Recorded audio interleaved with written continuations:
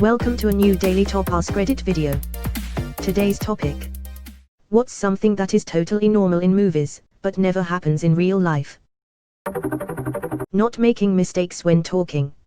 And if they do make a slight stutter, it's because they are lying. Whereas if I say a long sentence without stutter, I am certainly lying. I saw a comment that read Aaron Sorkin's characters speak like they each had 2 weeks to prepare for the conversation, and I still don't know how to feel about that. Some people think about conversations in the shower after they happen. I suppose he thinks about them in the shower before they happen. Actually being able to have a conversation at a bar while music is playing. There's a scene in Insecure that plays that trope well. It's so awkward because they keep being interrupted by the loud music, and it's so hilarious and honest. Ask your friends to meet you at a predetermined time and place with no explanation as to why. I have a hard time getting friends to meet up for legitimate reasons with advanced notice. Meanwhile, movie characters come together in an abandoned warehouse in Brazil like. All walk in at the same time. Why'd you call? If I tell my friends let's meet up at the local sports bar for wings, I get replies like, what time? I'm a shut-in who sleeps until 5 p.m. Can't make it, I got called into work again. I don't wanna go. Raiding in WoW tonight. Can we do it tomorrow? I'm a lazy asshole. If one of us just sent a single group text that said parking lot behind the gas station. 20 minutes. Bring it up. I know for a fact that the text would get no replies, and no less than 5 perfectly silent human beings would arrive promptly with a tarp, shovel, 4 large plastic coolers, a hacksaw, and rubber gloves. Perfect. Let's go get some wings, motherfuckers. Police take a DNA sample and have the results in an hour. Like they have no idea how much it fucking costs or how much effort goes into processing a DNA sample. Wherever the detective has to go, he always finds a parking spot right in front of the place. Downtown Manhattan included. And he's never in danger of getting a parking ticket for not paying. It's just pull right up to the building and run inside. It would be pretty epic, in an otherwise serious thriller-type movie, for a detective to pull up out front, run inside, fight his way through 30 floors of baddies, corner the kingpin, have a giant shootout, be betrayed by his partner who was secretly the kingpin's bodyguard, kill his partner, wound the kingpin, throw him down, cuff him, drag him down the elevator kicking and screaming. To find his car had been towed. And never closes the car, even if he's not in a hurry. Easily avoidable issues if the person just explains what is happening. This is pretty much the plot of every rom-com. Pretty much the plot of every forced drama in any scene I can explain. I'm not hearing it, and then there's the Star-Lord in Infinity War fuck up type of thing that happens too. Using guns in small rooms with no ear protection, without being affected by the very loud bang that would probably damage your hearing. I was so used to this that I was really confused when Rick in The Walking Dead used a gun inside a tank and then obviously suffered from the noise. There's just a loud ringing and he looks like his head is going to explode, and I was like, WTF is his problem? Took me a moment to realize that this is probably what would happen. Hacking is typing really fast. Movie hacking, alright, and let me just reroute the mainframe IP through our VPN and reconfigure the map parameters we're in. We need to get those nuclear codes before the RE Sentinels wise up. Actual hacking. Hello, this is Ash. John from the Password Inspection Agency. Our system shows that your password may have been hacked. Can you confirm it for us? You forgot the part where you start with admin/password just in case. Well, obviously. It also involves saying I'm in, then it works. They've hacked our mainframe. People in their 20s having large lavish apartments, while having a lot of free time outside work, and brand new clothes every week. People recovering very quickly from injuries, especially head injuries. I just got unconscious but I'm fine, look, no concussion. See, a heavy blow on the back or top of head is the perfect anesthetic. You wonder why doctors bothered developing anything else.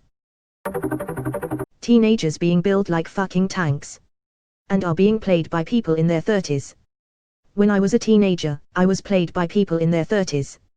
You know, I understand casting someone a bit older than a teen as a teen character because child labor laws and stuff, but why do they never try to make them look like real teens? Why are they all slim yet muscular? Why does no one still have baby fat in their cheeks? Why does no one have a full beard? Guy walks in holding a 30-page document, gives to some other dude. The dude who's getting the document glances at the first page for a nanosecond and immediately knows everything there is to know about this case. Don't forget leaning back and adjusting their glasses before casting it to the side. Maybe the first person knows how to actually write an abstract. No, that's also too unrealistic, never mind. Cars exploding on impact. Still a vast improvement on cars flying off the road and then exploding in midair. School in movies just consumes about 10% of the day. Important conversation by locker. Bell rings. Remember, 3/4 of your grade depends on this project. Looking at you, Jake. Bell rings. Walking through parking lot with best friend, having plot driving conversation, one of them trips, cut to antagonist and his cronies pointing and laughing. Like how in Ned's Declassified they would have at least half an hour between classes and everyone is walking around the halls like it's a college campus. Most knockout drugs don't work very fast. Chloroform is always depicted to be some instant knockout drug when in reality it takes several minutes of constant exposure to knock someone unconscious.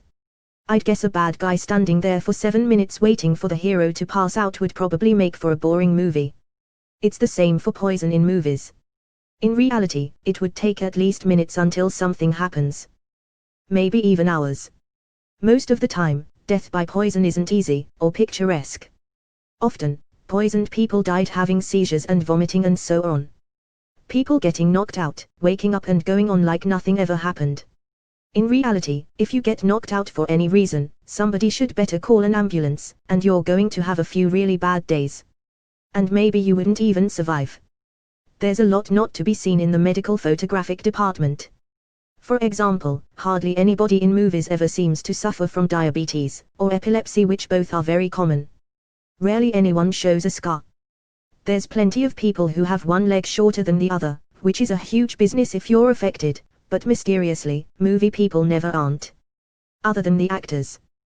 Bullying is usually depicted as is, not as a problem that we could solve. Then, murder in general is depicted as very bland. In most real cases, it's obvious that it was not an easy decision for the murderer, let alone the deed being carried out without any hesitation. That's just actors depicting what they think murder would be like. On the other hand, movie soldiers are allowed to reason about what they've done or what they are about to do. In real armies, this simply can't happen. Plainly speaking, a movie is a depiction of the world as it should be, according to some people. That's valid even for documentary movies. I don't have time to explain, we need to go. Zombies outside. Need to go now. Tsunami incoming. Need to go now. Shouldn't take too long to explain. Both of these are shorter than I don't have time to explain, haha. Han looks at Luke's old blue lightsaber. Where did you get this? That's a story for another time. Ew. This lightsaber disappeared almost 40 years ago.